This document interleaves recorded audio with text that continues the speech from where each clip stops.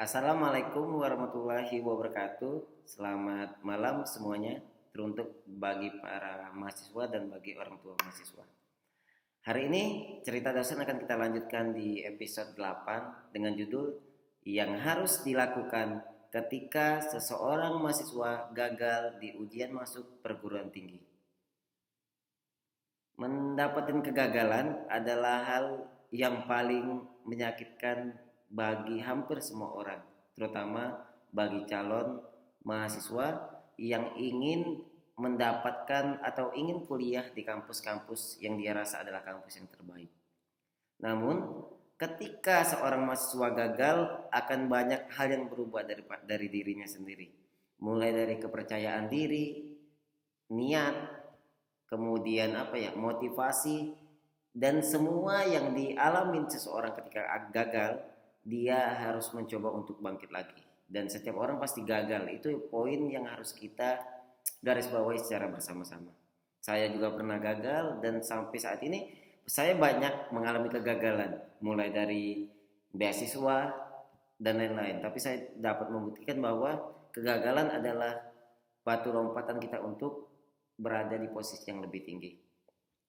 Ketika kalian adalah seorang mahasiswa yang saat ini mendaftar untuk masuk di perguruan tinggi negeri dan kalian saat ini gagal dan tidak diterima atau tidak memenuhi passing grade dari kampus tersebut, yang harus kalian lakukan adalah, pertama, kita harus sadar bahwa setiap kampus negeri akan mempunyai setidaknya 3 jalur penerimaan. Pertama adalah jalur undangan, kedua adalah jalur ujian tulis secara bersama atau secara nasional, yang ketiga adalah ujian mandiri. Ujian mandiri adalah ujian masuk yang dilakukan oleh internal dari kampus tersebut. Jadi tidak ada sangkut pautnya dengan negara, tidak ada sangkut pautnya dengan seleksi nasional. Tapi kampus tersebut mencari mahasiswa berdasarkan dengan sistem yang telah dibuat oleh kampus itu sendiri. Ketika seorang mahasiswa atau calon mahasiswa gagal di jalur, misalnya di jalur undangan, kemudian dia juga gagal di jalur ujian masuk sebuah kampus, yang harus dia lakukan pertama kali adalah dia harus mencoba untuk mengikuti seleksi di jalur yang lainnya atau jalur yang terakhir. Salah satunya adalah jalur ujian mandiri.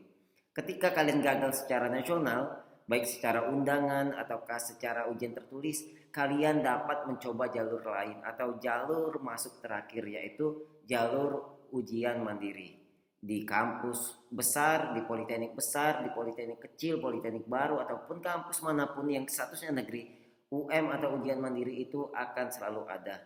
Kadang-kadang beda nama, tapi sistemnya hampir sama, yaitu kampus atau mahasiswa diterima berdasarkan kebijakan dari kampus. Apa sih kekurangan ketika kita mendaftarkan jalur UM? Jalur UM umumnya adalah jalur yang kadang-kadang biaya yang dibebankan itu lebih mahal. Karena UM ini adalah jalur yang memang khusus bagi orang-orang yang ingin masuk tidak melalui seleksi nasional atau melalui seleksi internal dari setiap kampus. Sehingga kadang-kadang uang UKT dan lain-lain itu dapat saja lebih mahal. Sehingga untuk mendaftar UM, upayakan kita mempunyai finansial yang cukup. Tapi kalau di Politeknik Negeri Subang sendiri, yang saya contohkan, baik jalur SBM, UM dan lain-lain, UKT-nya tetap sama. Cuman kemungkinan ketika kita jalur UM, mungkin kampus menilai kita lebih mampu, sehingga kadang-kadang UKT-nya akan misalnya UKT-nya mendapatkan UKT yang lebih mahal sedikit dibanding teman-teman yang lolos di jalur undangan dan jalur ujian tulis nasional. Itu yang pertama. Yang kedua, ketika seorang mahasiswa dan kalian seorang mahasiswa saat ini gagal masuk di perguruan tinggi tujuan, yang harus kalian pahami adalah, pertama, pahami dulu tujuan dari hidup atau dari diri kita. Kenapa kita ingin masuk ke kampus negeri tersebut? Pertama adalah, apakah kita suka dengan nama besar kampusnya, ataukah kita suka dengan jurusan dari kampus tersebut, kampus tujuan tersebut. Sebagai contoh, ketika saya niat untuk masuk ke Universitas Indonesia, yang saya utamakan adalah Universitas Indonesianya, bukan program studi atau jurusan yang saya utamakan. Jadi ketika saya lulus di prodi apa saja atau di jurusan apa saja, di bidang apa saja. Namun ketika saya lulus di UI, akan saya ambil kuliah tersebut. Nah, berbeda dengan ketika tujuan kita adalah program studi atau jurusan tertentu. Misalnya di Universitas Indonesia salah satu prodi yang paling baik adalah prodi kedokteran. Sehingga ketika kita ingin masuk ke dan mendaftar di kampus UI dan kita tidak lulus di program studi kedokteran, opsi yang bisa kita lakukan adalah kita bisa mencari program studi yang sama-sama kedokteran dan memiliki kualitas yang cukup baik, namun di kampus-kampus yang swasta. Sehingga yang harus kita fokuskan, kita ini suka dengan kampus atau suka dengan program studinya. Ketika kita suka dengan program studi atau jurusan tersebut, kita bisa mencari opsi lain. Jadi yang kita bisa lakukan ketika kita bisa menyelami diri kita, tujuan kita kampus atau prodinya, kita bisa ikut seleksi di kampus swasta. Bagi saya sendiri dan saya menyarankan bagi mahasiswa saya atau adik-adik saya, ketika kita mendaftar di kampus negeri, di prodi A atau di kampus A misalnya, kita juga menyiapkan plan B apabila kita gagal. Salah satunya di kampus swasta. Banyak sekarang kampus swasta yang terbaik atau kampus-kampus swasta yang tidak kalah dengan kampus negeri. Sebagai contoh ketika saya di Jogja, di jurusan teknik mesin misalnya. Di teknik mesin banyak calon mahasiswa yang tertarik untuk masuk UGM, Universitas Gadjah Mada, karena besarnya nama kampus tersebut dan memang kualitasnya sangat baik. Tapi ketika kita gagal, opsi yang kita bisa lakukan, mungkin kita bisa masuk ke Universitas Islam Indonesia UII Kaliurang misalnya. Di situ juga tekniknya terkenal akreditasi A, kampusnya juga bagus, salah satu kampus terbaik dan kampus yang paling tua yang ada di Indonesia dan lain-lain. Sehingga kita mempunyai opsi itu apabila kita fokus kepada program studi tujuan kita. Tapi apabila kita ngotot dalam suatu kampus dan ingin di kampus tersebut, ya kita harus menerima ketika kita lolos di kampus yang bukan dari tujuan kita. Itu yang kedua. Yang ketiga, ketika kita saat ini gagal di kampus tujuan kita atau kampus negeri tujuan kita, yang bisa kita lakukan adalah kita bisa daftar lagi di tahun depan. Kenapa daftar lagi di tahun depan? Kesempatan seorang untuk menjadi mahasiswa di kampus negeri adalah 3 tahun. Ketika tahun ini gagal, kita bisa mencoba di tahun berikutnya dan tahun berikutnya lagi. Kita punya 3 kesempatan. Sehingga di tahun ini yang kita bisa lakukan adalah kita bisa mendaftar di kampus swasta atau di kampus negeri lain apabila kita lulus di jalur UM, tapi di kampus sementara atau yang saya bilang adalah kampus di mana kita belajar. Sehingga ketika kita tetap kuliah statusnya di tahun pertama tersebut, tapi kita fokus untuk mengejar lagi tujuan kita, yaitu kuliah di kampus tujuan kita. Sebagai mudahnya gini, ketika saya ingin masuk di Fakultas Kedokteran Universitas Sriwijaya, itu tujuan saya pada tahun ini, dan saya gagal misalnya di 3 jalur undangan, saya gagal jalur tes, saya gagal, kemudian saya mendaftar di Universitas Muhammadiyah Palembang misalnya di jurusan ekonomi 1 tahun, dan di tahun itu saya mengikuti kursus penerimaan masuk, mengikuti kursus bahasa Inggris, mengikuti kursus SBM dan lain-lain, dan saya mendaftar lagi di kampus tujuan di Universitas Sriwijaya di tahun depan. Dan apabila saya lolos, saya akan pindah ke kampus negeri. Tapi apabila saya tidak lolos, saya harus memikirkan plan C, apakah saya akan bertahan di kampus swasta tersebut atau saya mencari kampus yang lainnya. Itu setidaknya sudah ada 3 apabila yang kita alami kita gagal masuk di ujian tinggi.